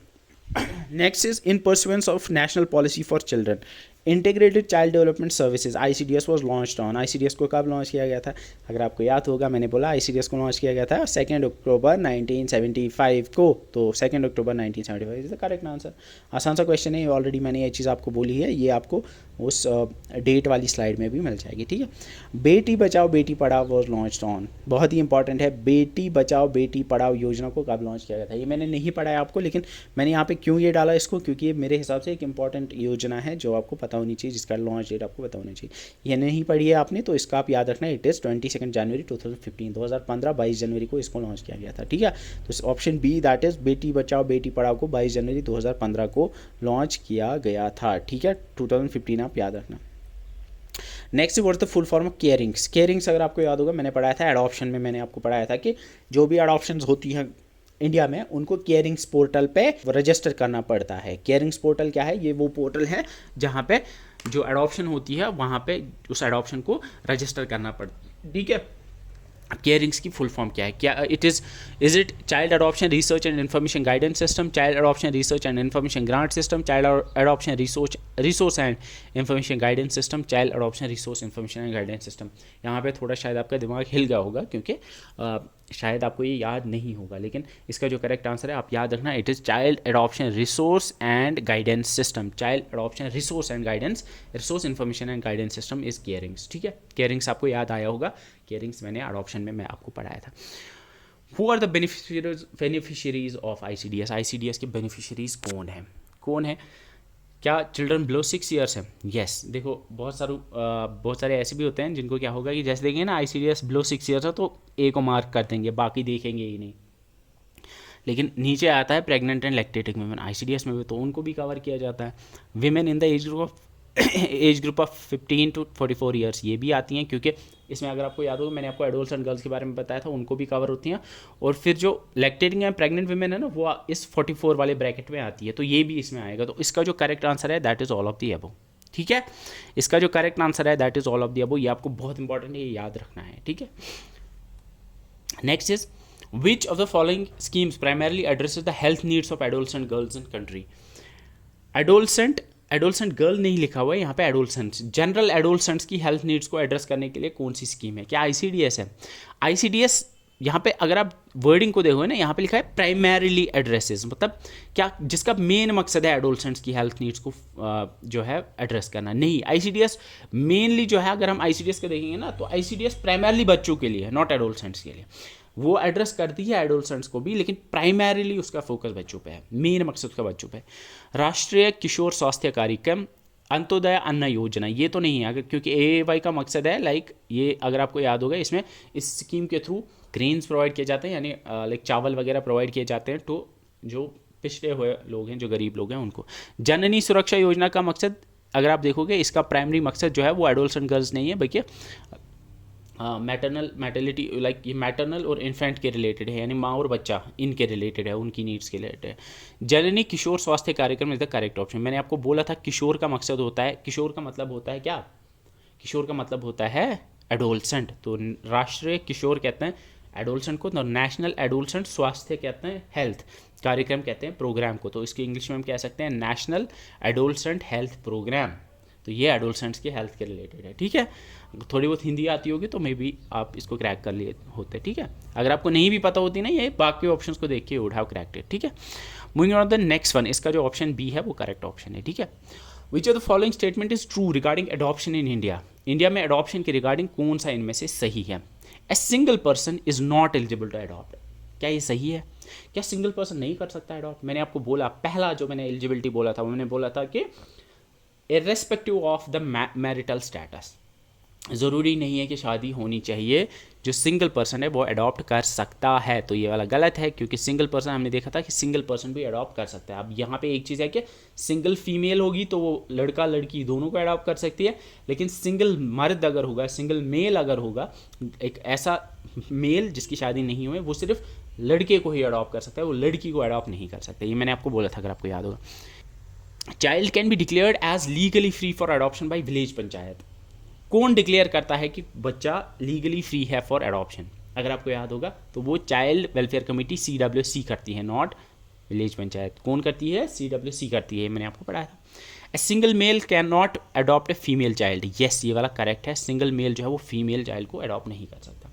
Next is parents can not adopt a child of same sex as their biological child. ये गलत है। इसका मतलब है कि पेरेंट्स जिनके पास ऑलरेडी कोई बच्चा है वो उसी जेंडर के बच्चे को नहीं कर सकते अडॉप्ट। मतलब अगर किसी के पास लड़का है तो वो लड़के को अडॉप्ट नहीं कर सकता, अगर किसी के पास लड़की है तो वो लड़की को अडॉप्ट नहीं कर सकती। ये तो गलत है, क्योंकि हमने देखा था कि irrespective of the sex of their biological child, parents can adopt a child of same sex. ठीक है, ठीक है, समझ आई? 3 गलत क्यों है और सेकंड सही, सी सही क्यों है? क्योंकि सी में हमने पढ़ा था कि सिंगल मेल चाइल्ड जो है वो अडॉप्ट नहीं कर सकता फीमेल चाइल्ड को। ये वाला करेक्ट है। ठीक है, next question is national health policy was adopted in India in which of following years. National health policy मैंने शायद वहाँ पे नहीं लिखा था, लेकिन आप याद रखना नेशनल हेल्थ पॉलिसी को 1983 में लॉन्च किया गया था। ठीक है, सिंपल सा डेट है, 1983 में नेशनल हेल्थ पॉलिसी लॉन्च की गई थी। Next question is which of following services are not provided by ICDS। इनमें से कौन सी सर्विस ICDS प्रोवाइड नहीं करता है? अगर आपको याद होगा, immunization and health checkup, yes ये सर्विस प्रोवाइड की जाती है through ICDS। Referral services, yes ये भी प्रोवाइड की जाती है, मैंने आपको पढ़ाया था। Next is growth monitoring and supplementary feeding. Growth monitoring and supplementary feeding क्या ये प्रोवाइड की जाती है? यस, ग्रोथ मॉनिटरिंग मतलब बच्चे की ग्रोथ को मॉनिटर करना, कितना बढ़ रहा है, क्या बढ़ रहा है, या एडोल्सेंट गर्ल्स की भी। और साथ में सप्लीमेंट्री फीडिंग वो भी तो प्रोवाइड की जाती है ICDS के थ्रू। वाटर एंड सैनिटेशन, ये जो है ये सर्विस प्रोवाइड नहीं की जाए, यानी वाटर प्रोवाइड करना लोगों को या सैनिटेशन उनकी लाइक सफाई वगैरह का, वो सब ICDS के अंदर नहीं आता है। तो सिंपल सा क्वेश्चन था, आंसर डी इसका आएगा, वाटर एंड सैनिटेशन नहीं प्रोवाइड किया जाता through ICDS। Next question is which of the following is not an institutional mechanism of NRHM। NRHM के अंडर इनमें से कौन सा नहीं आता है? Village health and sanitation committee, VHSC, अगर आपको याद होगा मैंने पढ़ाया था आपको कि village health and sanitation committee है, एनएचएम के अंडर आता है। रोगी कल्याण समिति ये भी आता है, कायाकल्प ये भी आता है। कायाकल्प मैंने आपको पढ़ाया था, कायाकल्प है वो क्लीनलीनेस सर्विसेज को देखता है। एंड नेक्स्ट इज महिला मंडल, महिला मंडल जो है ये आपके एनआरएचएम के अंडर नहीं आता है, तो Mahila Mandal is the correct answer, ठीक है। Which of the following programme is related to foster care, इनमें से कौन सी स्कीम जो है वो फॉस्टर केयर के रिलेटेड है? ICDS ये फॉस्टर केयर के रिलेटेड नहीं है, ये चाइल्ड डेवलपमेंट में आती है, तो ये वाला तो गलत आएगा। इंद्रधनुष ये तो इम्यूनाइजेशन प्रोग्राम है, गलत है। दिशा प्रोग्राम मैंने नहीं पढ़ा है, तो ये भी नहीं है। अगर आपको याद होगा मैंने पढ़ाया था वत्साल्या, आपको Vatsalya is a foster care programme, ये आएगा। दिशा जो है अगर आपको याद होगा, दिशा मैंने आपको पढ़ाया था। डिसेबिलिटी में मैंने जो 10 स्कीम्स के बारे में बोला था ना, अंडर रूरल डेवलपमेंट डिपार्टमेंट जो देती है टू द डिसेबल्ड पीपल, उसमें दिशा स्कीम आती है, तो दिशा वाली भी नहीं आएगी, ठीक है। Vatsalya is the correct answer, foster care के रिलेटेड जो स्कीम इनमें से है दैट इज वत्साल्या, ठीक है। Moving on to the next question, that is the government of India announced a national policy on older persons in which of the following years. एक तो हमने देखा था नेशनल हेल्थ पॉलिसी 1983 में लॉन्च की गई थी। अब national policy for older persons, ये आपको याद रखना है, इसको 1999 में लॉन्च किया गया था, याद रखना है। National health policy 1993, national policy for older persons 1999, simple है।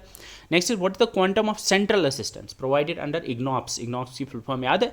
Indira Gandhi national old age pension scheme for elder persons aged 60 to 79 and 80 years above respectively. यानी कितना पैसा प्रोवाइड किया जाता है, यहाँ पे दो आपको बताना है, 60 से 79 साल के बीच जो ओल्डर पर्सन्स हैं उनको कितना प्रोवाइड किया जाता है, और 80 साल से ज़्यादा जो है उनको कितना प्रोवाइड किया जाता है under Indira Gandhi national old age pension scheme. अब यहाँ पे एक चीज़ है, यहाँ पे अगर आप ऑप्शन देखोगे, मैंने बहुत डिटेल में आपको ये चीज़ कराई थी। मैंने आपको बोला था कि यहाँ पे क्वेश्चन में पूछा गया है what is the central assistance, मतलब सेंट्रल गवर्नमेंट कितना देती है। सेंट्रल गवर्नमेंट अगर आपको याद होगा, सेंट्रल गवर्नमेंट देती है 202 and 500 rupees, 200 rupees for 60 to 79 and 500 rupees 80 years के जो ज़्यादा हैं उनको 500 रुपये मिलते हैं। लेकिन मैंने आपको बोला था कि सेंट्रल गवर्नमेंट देती है 200 रुपये, उसमें से यूटी गवर्नमेंट JNK की 800 रुपये ऐड करती है, तो टोटल मिलता है 1000 रुपये किनको, 60 to 79 ईयर्स को। और ऐसे ही 500 रुपये सेंट्रल गवर्नमेंट देती है और 500 रुपये उसमें यूटी गवर्नमेंट ऐड करती है, तो टोटल 1000 रुपये मिलता है किनको, 80 ईयर्स अबव वाले को भी। तो कहने का मतलब है कि सेंट्रल गवर्नमेंट 200 और 500 रुपये देती है, लेकिन उसमें फिर यूटी गवर्नमेंट और ऐड करती है और टोटल 1000 रुपीज़ मिलता है। और अगर आपको पता होगा, आपके आसपास अगर कोई होगा जिसको ओल्ड एज पेंशन मिलती होगी, उसको 1000 रुपये मिलता होगा, 1000 मिलता है। लेकिन या अगर क्वेश्चन में पूछा होता what is the quantum of assistance provided under IGNOAPS in the UT of Jammu and Kashmir, तब 1000 तब ऑप्शन डी आता। लेकिन यहाँ पे सिर्फ सेंट्रल असिस्टेंस के बारे में पूछा था, यानी सेंट्रल गवर्नमेंट कितना देती है, तो इसका आंसर 200 एंड 500 है, ठीक है। Next question is what is the quantum of central assistance provided under IGNDPS, यानी यहाँ पे Indira Gandhi national disability pension scheme के बारे में पूछा है। 18 से 79 और अबो 80 ईयर्स वाले इनको कितना मिलता है। उसमें भी मैंने आपको बोला था कि JNK यूटी में 1000 रुपीज़ दोनों को मिलता है, लेकिन यहाँ पे मैंने बोला था कि जो 18 से लेकर 79 तक ईयर्स के होते हैं उसमें सेंट्रल असिस्टेंस यानी सेंट्रल गवर्नमेंट उसमें 300 रुपये देती है उनके लिए और 500 रुपये देती है जो अबो 80 ईयर्स होते हैं। तो इसमें option B is the correct option. I hope ये चीज़ समझ आ गई है आपको। ये मैंने डिटेल में पढ़ाई थी कि सेंट्रल असिस्टेंस जो होती है under old age pension scheme वो 200 और 500 की होती है, लेकिन मिलता 1000 है क्योंकि यूटी गवर्नमेंट 800 और 500 ऐड करती है। जो नेशनल डिसेबिलिटी पेंशन स्कीम है उसमें 300 और 500 मिलता है सेंट्रल गवर्नमेंट की तरफ से, लेकिन टोटल उसमें फिर ऐड करके 1000 मिलता है क्योंकि 700 और 500 ऐड करती है यूटी गवर्नमेंट, ठीक है। आई होप ये चीज़ समझ आ गई होगी। Next question is arrange the following in order of establishment in correct sequence. अब यहाँ पे आपको ऑर्डर में रखना है, लेकिन आपको क्रोनोलॉजिकल ऑर्डर में इनको सॉर्ट करना है, मतलब आपको बोलना है पहले कौन सी आई फिर कौन सी आई फिर। ये क्वेश्चन जो होता है ना ये थोड़े टफ होते हैं, क्योंकि ये मैं आपको अगर आप देखोगे ना इसमें आपको इजी से इजी क्वेश्चन भी दिखे होंगे जो कि बिल्कुल बेसिक से थे, लाइक NRHM को कब लॉन्च किया गया है, NUHM को कब लॉन्च किया गया है, जननी सुरक्षा योजना का मकसद क्या, ये बेसिक क्वेश्चन है। ज़्यादातर क्वेश्चन आपको उस पर आएंगे, लेकिन हो सकता है अगर थोड़ा टफ क्वेश्चन आया तो वो इस तरह का होगा कि आपको 4 स्कीम्स ये होंगी, आपको बोलना है ऑर्डर में, ठीक है। क्योंकि अगर आपको याद होगा ICDS, JSY, SAG, PMMVY ये सारी आपको सिलेबस में लिखी हुई है, तो इनके डेट्स आपको ज़बानी याद होनी चाहिए। अब यहाँ पे देखेंगे पहले ICDS को कब लॉन्च किया गया था। अगर आपको याद होगा मैंने ICDS का बोला, ICDS को लॉन्च किया गया 2 अक्टूबर 1975 को, तो 1975 में ICDS लॉन्च हुआ था, ठीक है। तो अब आपको याद आया होगा, इसको रखेंगे आगे लिख के हम 1975, ठीक है। Next is Janani Suraksha Yojana. अगर आपको याद होगा मैंने आपको बोला था कि जननी सुरक्षा योजना जो है, जननी सुरक्षा योजना को लॉन्च किया गया था 2005 के अंदर, अप्रैल 2005 में, जब जिस दिन आपका national rural health mission launch किया गया था। तो जननी सुरक्षा योजना के की जो लॉन्च डेट है वो 12 अप्रैल 2005 है, तो 2005 इसको रखेंगे आगे। Scheme for adults and girls, मैंने आपको बोला था ये 2011 में आई थी, ये 2011 में आई थी, अगर आपको याद होगा मैंने 2011 बोला था। और प्रधानमंत्री मातृवंदना योजना, ये मैंने आपको बोला था कि इसको लॉन्च किया गया था 2017 के अंदर, 1 जनवरी 2017 के अंदर, तो इसका आएगा 2017। तो इसका जो करेक्ट ऑर्डर देखोगे, क्रोनोलॉजिकल ऑर्डर, पहले कौन सी आई थी, पहले आपकी आई थी 1975 में ICDS, यानी पहले 1 आएगा तो या B है या D है। फिर इसके बाद 2 आया था जननी सुरक्षा योजना, फिर 2 आया था, मतलब D है इसका करेक्ट आंसर। 1, 2, 3 एंड 4, पहले ये आया था, फिर ये आया था, ये आया था। आई होप ये क्लियर हो गया आपको इसका करेक्ट आंसर क्या है, ठीक है। ICDS पहले आया था, फिर इसके बाद 2005 में जननी सुरक्षा योजना, 2011 में scheme for adults and girls, and प्रधानमंत्री मातृवंदना योजना 2017 में आया था। Next, the protection of children from sexual offences act was enacted इन, जो एक्ट है पॉस्को एक्ट जिसको कहते हैं, वो कब आया था, पॉस्को एक्ट को कब लॉन्च किया गया था या इसको कब स्टार्ट, ये आपको याद रखना है, इट वॉज 2012 ही मैंने आपको पढ़ाया था, ठीक है। पॉस्को एक्ट को 2012 में पास किया गया था, ठीक है, बहुत इंपॉर्टेंट है, आपको याद रखना। और पॉस्को एक्ट का आपको इस वाली स्लाइड में भी मिलेगा। पॉस्को एक्ट को 2012 में लाया गया था, you can see protection of children from sexual offences, 2012 में इसको लाया गया था, ठीक है। Next is what does ICDS stand for, ICDS की फुल फॉर्म क्या होती है। अगर आप पहले देखोगे, integrated community development scheme, no. Integrated child development services, yes. Indian child development system, no. International child development support, no. इसका करेक्ट आंसर है इंटीग्रेटेड चाइल्ड डेवलपमेंट सर्विसेज। याद रखना इसमें S का मतलब सर्विस होता है, स्कीम नहीं होता है, ठीक है। मैंने शायद बहुत जगह पे कहीं पे स्कीम भी लिखा था, बट याद रखना इट्स सर्विसेज नॉट स्कीम, ठीक है। तो ICDS stand for integrated child development services. Moving on to the next question, what is the purpose of anganwadi centres under ICDS। Anganwadi centres जो ICDS के अंडर आते हैं, उनका मकसद क्या है, क्या वो हेल्थ केयर सर्विसेज प्रोवाइड करते हैं, आंगनवाड़ी सर्विसेज नहीं, उनका प्राइमरी मकसद उनका हेल्थ केयर सर्विसेज प्रोवाइड करना नहीं है। वोकेशनल ट्रेनिंग प्रोवाइड करना नहीं, वोकेशनल प्रोवाइड आपकी ITIs वगैरह में प्रोवाइड की जाती है। To promote early childhood care and development, yes, उसका मेन मकसद है अर्ली चाइल्डहुड केयर और डेवलपमेंट को प्रोवाइड करना। To facilitate formal education, formal education मतलब आपकी जो असल में लाइक स्कूल में जो एजुकेशन होती है उसको हेल्प करना, उसको फैसिलिटेट करना नहीं, उसका वो मकसद नहीं है, ठीक है, ठीक है। फैसिलिटेट का मतलब होता है हेल्प करना, और इसका जो मेन मकसद है वो early childhood care and development को प्रमोट करना। आई होप ये आपको आसानी से आ गया होगा। Next question is what is the key nutritional component emphasise for pregnant women under ICDS। अब यहाँ पे ICDS के अंदर जो प्रेग्नेंट वुमेन है उनको किस न्यूट्रिशनल कंपोनेंट के पे ज़्यादा फोकस किया गया है। Is it iron and folic acid, vitamin C, calcium और विटामिन D। आई होप शायद आपको ये चीज़ पता भी होगी, because you all have been through the period of adolescence, और एडोलसेंस में जो आंगनवाड़ी सेंटर्स है, आंगनवाड़ी सेंटर्स के थ्रू प्रोवाइड किया जाता है एडोल्ट गर्ल्स को भी आयरन एंड फॉलिक एसिड की जो वो कैप्सूल्स होते हैं वो प्रोवाइड किए जाते हैं, ठीक है। इसका correct answer is iron and folic acid. ये दोनों प्रेग्नेंट वुमेन और साथ में एडोल्ट एंड गर्ल्स को भी ये प्रोवाइड किए जाते हैं, क्योंकि विमेन जो होती है, विमेन में आयरन और फॉलिक एसिड की कमी ज़्यादा पाई जाती है इन कंपैरिजन टू मैन, ठीक है, इसीलिए उनको ये प्रोवाइड किया जाता है थ्रू आंगनवाड़ी सेंटर्स, ठीक है। Next is which services not provided bye anganwadi services under ICDS। ICDS के अंदर कौन सी सर्विस प्रोवाइड नहीं की जाती है। Immunisation, child health monitoring, incentives और न्यूट्रिशन सर्विसेज। पहले हम देखेंगे, हमें बताना है कौन सी नहीं प्रोवाइड की जाती। न्यूट्रिशन सर्विसेज ये तो प्रोवाइड किए जाते हैं। चाइल्ड हेल्थ मॉनिटरिंग यानी बच्चे की हेल्थ को मॉनिटर करना, ये भी प्रोवाइड किया जाता है, क्योंकि बच्चे को वहाँ अच्छे से मॉनिटर किया जाता है, लाइक उसका वेट वगैरह हर मंथ वो देखते हैं। अब यहाँ पे इंसेंटिव्स और इम्यूनाइजेशन है। ऑल्दो इम्यूनाइजेशन जो है, अगर आपको याद होगा, इम्यूनाइजेशन प्राइमरली आपको PHCs के थ्रू प्रोवाइड किया जाता है, लेकिन इम्यूनाइजेशन आंगनवाड़ी सेंटर्स पे भी फैसिलिटेट किया जाता है, वहाँ पे भी ये प्रोवाइड किया जाता है। लेकिन आंगनवाड़ी सर्विसेज के थ्रू इंसेंटिव्स नहीं दिए जाते हैं, यानी पैसे नहीं मिलते हैं आंगनवाड़ी सेंटर्स के थ्रू, ठीक है। ये चीज़ आपको पता होनी चाहिए कि इंसेंटिव्स नहीं मिलते हैं आंगनवाड़ी सर्विस, तो इसका जो मोस्ट अप्रोप्रिएट आंसर है दैट इज इंसेंटिव्स, ठीक है। Next is what is the key focus area of प्रधानमंत्री मातृवंदना योजना। प्रधानमंत्री PMMVY का मेन फोकस एरिया क्या है। चाइल्ड न्यूट्रिशन है, नहीं। Maternal health care and cash incentives है। गर्ल चाइल्ड एजुकेशन है, नहीं। विमेन एंटरप्रेन्योरशिप है, नो, विमेन एंटरप्रेन्योरशिप नहीं है। इसका जो करेक्ट आंसर है that is maternal health care and cash incentives. असल में मकसद यही है कि कैश इंसेंटिव्स प्रोवाइड किए जाते हैं, ठीक है। इसका correct answer is option B, maternal health care and cash incentives, ठीक है। जननी सुरक्षा योजना एम्स टू, जननी सुरक्षा योजना क्या एम करती है। Promote family planning, no. Eradicate child labour, no. Provide employment for women, no, इसका जो मेन मकसद है that is improve maternal and neonatal health. ये वाले क्वेश्चन आसान क्वेश्चन है क्योंकि मैंने जितना अच्छे से आपको पढ़ाया है ये तो आप आंख बंद करके कर ही लोगे, ठीक है। Poshan Maah is observe to promote the child nutrition in the month of, Poshan Maah को कब मनाया जाता है? जनवरी, मार्च, अगस्त और सितंबर। अगर आपको याद होगा इसका करेक्ट आंसर इज सितंबर, क्योंकि पोषण माह सितंबर में मनाया जाता है, पोषण पखवाड़ा मनाया जाता है मार्च में। फिर से बोल रहा हूँ, पोषण पखवाड़ा मार्च में होता है और पोषण माह जो होता है वो सितंबर में होता है, ठीक है। और पोषण पखवाड़ा 15 दिन का होता है, ठीक है। Mid day meal scheme in India provides free meals to school children, in which year was this scheme launch on a national scale. Mid day meal scheme को कब लॉन्च किया गया था? तो अगर आपको याद होगा मैंने जब पढ़ाया था तो वहाँ पे एक करेक्शन था, फिर बाद में कमेंट्स में किसी ने बोला था कि इस मैंने लिखा था वहाँ पे शायद 2004 में इसको लॉन्च किया, लेकिन नहीं, जो करेक्ट डेट है दैट्स 1995। मिड डे मील को 1995 में लॉन्च किया गया था, ठीक है। 2004 में वहाँ से गलती से मैंने 2004 लिख दिया था, ठीक है। याद रखना वहाँ पे करेक्शन, मैंने पीडीएफ में आपको कोई करेक्शन नहीं मिलेगा क्योंकि पीडीएफ में सारी करेक्शन की हुई हैं। तो मैं फिर से बता रहा हूँ, पीडीएफ में मैंने 2004 लिखा था लेकिन मिड डे मील स्कीम को 1995 में लॉन्च किया गया था।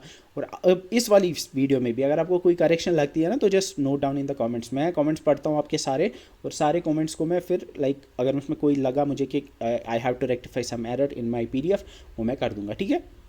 Next is PMMVY provides financial assistance to pregnant women and lactating mothers. When was the scheme launched? PMMVY को कब लॉन्च किया गया था? बहुत बार पढ़ा, 1 जनवरी 2017 को, ठीक है। मैं बार बार इससे आपको रिवाइज भी होता रहेगा और मेन पॉइंट्स भी आपको जो है वो याद रहेंगे, ठीक है। 2017 में 1 जनवरी को लॉन्च किया गया था प्रधानमंत्री Matru Vandana Yojana. Next is which are the following statement is incorrect in context of the Palna scheme in India. Palna scheme याद है? पालना स्कीम तो 2-3 दिन पहले ही पढ़ी थी। पालना स्कीम क्या है? वो क्रैश स्कीम जो है, इस स्कीम के अंडर क्रैश फैसिलिटीज़ बनाई जाएंगी आंगनवाड़ीज़ के अंदर, ठीक है। और इसमें जो है it provides day care facilities for children of working mothers aged 6 and 6 years, 6 months और 6 ईयर्स के जो बच्चे हैं उनको डे केयर फैसिलिटीज़ प्रोवाइड की जाती है आंगनवाड़ी सेंटर्स में। ये वाला करेक्ट है, हमें बोलना है कौन सा इनकरेक्ट है, ठीक है। It aims to provide a safe and secure environment for children's nutritional health and cognitive development, ये भी सही है। इसका मकसद है एक सेफ और सिक्योर एनवायरनमेंट प्रोवाइड करना बच्चे की हेल्थ, उसकी कॉग्निटिव डेवलपमेंट और न्यूट्रिशनल डेवलपमेंट के लिए, ठीक है। Scheme's goal is to encourage more mothers to find employment, क्या इसका मकसद है कि ज़्यादा से ज़्यादा औरतें जो है वो या मदर्स जो है वो एम्प्लॉयमेंट ढूंढे। येस, ये भी करेक्ट है क्योंकि बच्चे की वजह से किसी का नहीं आना चाहिए कोई इशू, बच्चे की वजह से कोई एम्प्लॉयमेंट से दूर नहीं रहनी चाहिए, ठीक है। जिसको एम्प्लॉयमेंट मतलब चाहिए होगी वो क्या करेगी, बच्चे को क्रैश में डाल देगी, बच्चे को पालना स्कीम के अंडर आंगनवाड़ी में डाल देगी, वहाँ पे दिन भर उसका ख्याल रखा जाएगा, वो दिन भर काम पे जा सकती है, ठीक है।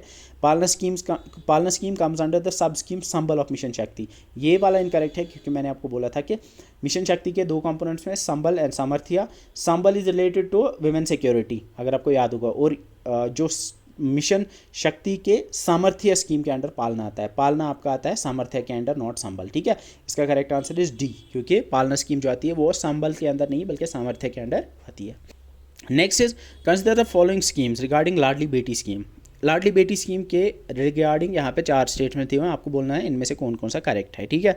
अब ये आप देख पा रहे होंगे, ये थोड़ा अच्छी लेवल का क्वेश्चन है क्योंकि इस टाइप के क्वेश्चन यूजुअली पूछता नहीं है एसएसबी, लेकिन हो सकता है कि पूछेंगे।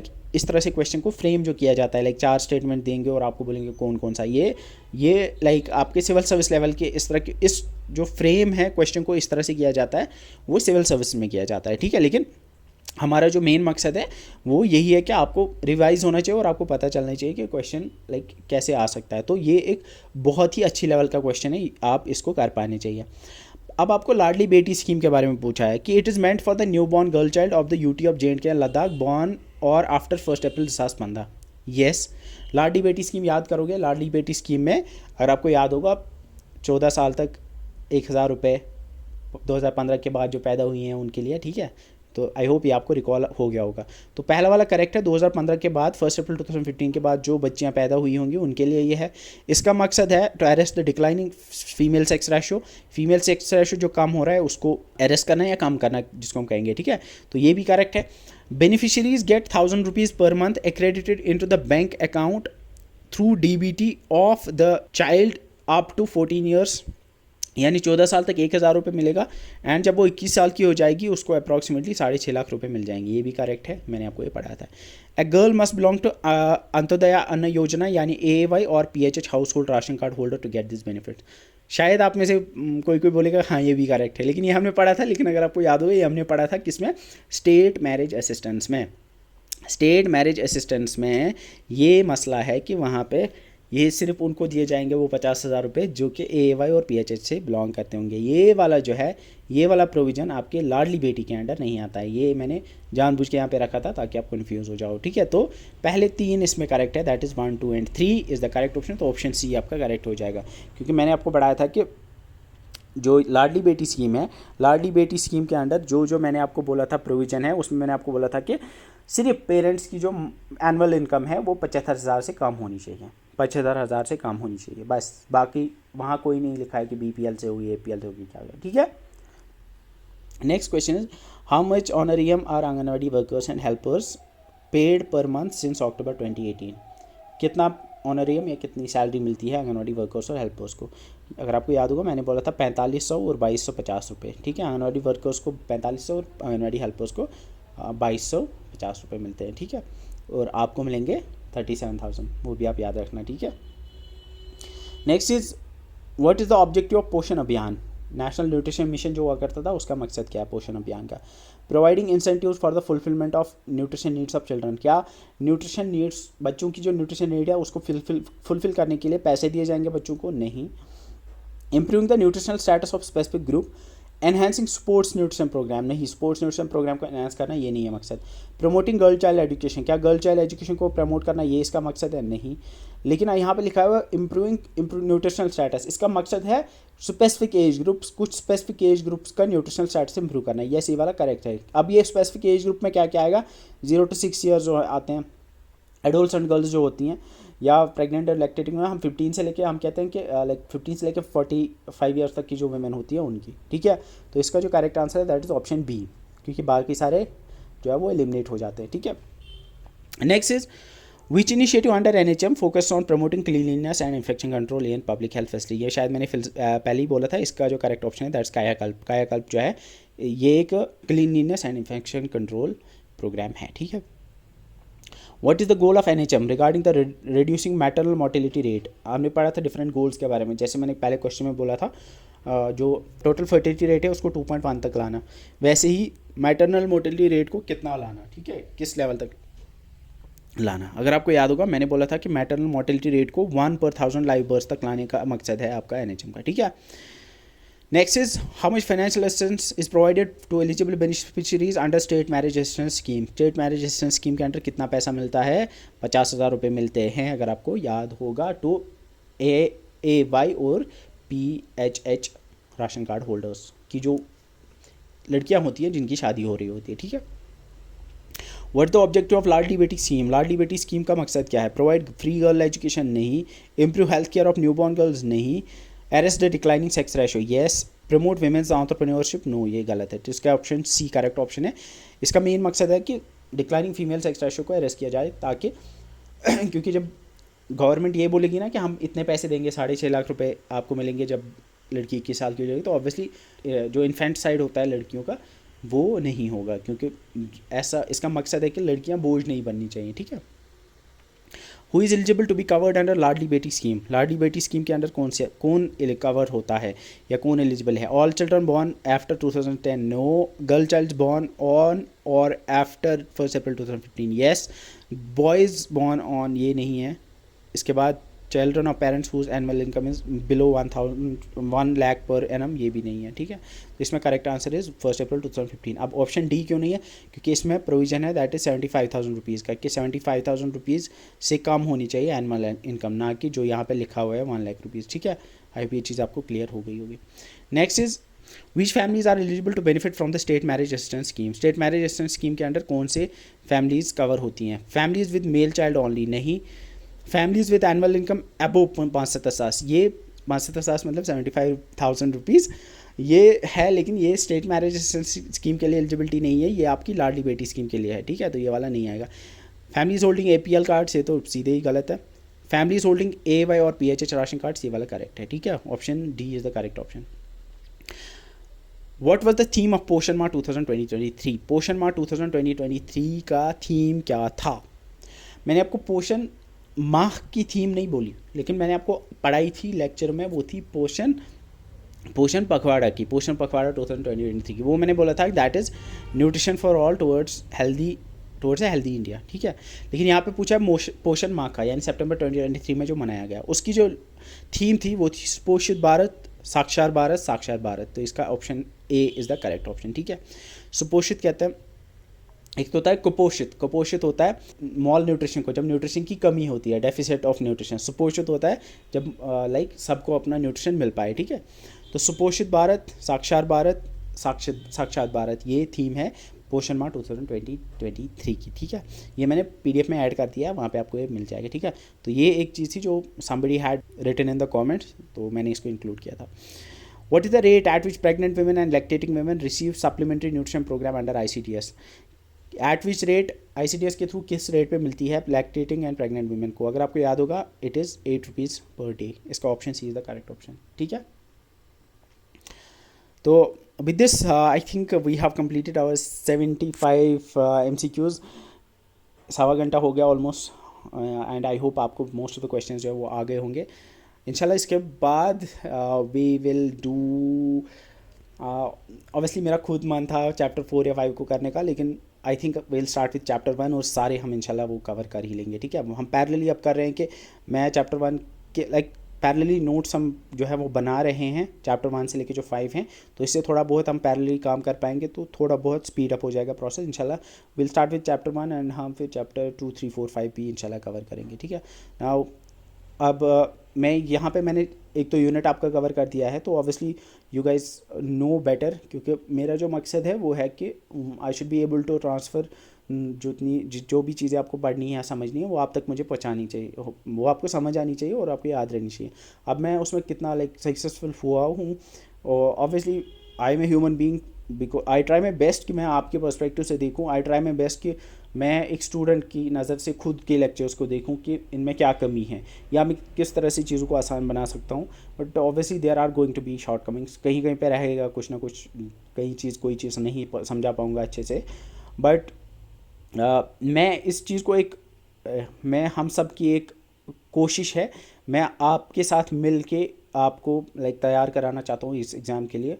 सो हम मिल के काम करेंगे, आप अपनी सजेशंस दो कहाँ पे मुझे इम्प्रूव करना है, कहाँ पे कौन सी चीज़ मैंने गलत मतलब नहीं पढ़ाई अच्छे से, कहीं पे क्या तेज़ जा रहा हूँ, या जो भी आपको लगता है मेरी टीचिंग के रिलेटेड कि यहाँ पे ये मुझे गलत तरीके से पढ़ाया, ये नहीं पढ़ाना था, ये वैसे पढ़ाना था, वो वैसे पढ़ाना था।